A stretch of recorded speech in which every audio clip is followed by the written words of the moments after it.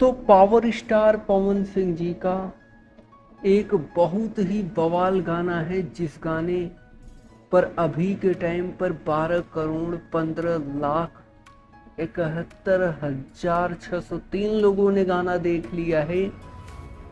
और यह गाना टॉप 7 म्यूजिक सेक्शन में ट्रेंड भी कर रहा है। गाने का नाम है दिलवाले जा रुमाल में।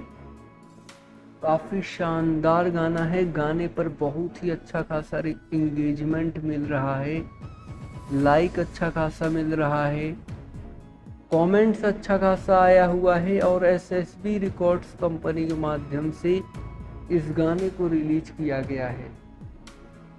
तो दोस्तों, हम आपको यही कहना चाहते हैं कि आप लोगों ने अगर अभी तक गाना यह नहीं सुना है तो जाइए सुनिए।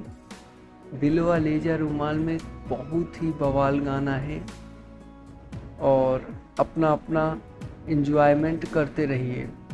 कुछ यही जानकारी निकल कर आ रही थी। चैनल को सब्सक्राइब कर लीजिएगा दोस्तों, ऐसे ही भोजपुरी न्यूज़ देखने के लिए। जी धन्यवाद दोस्तों।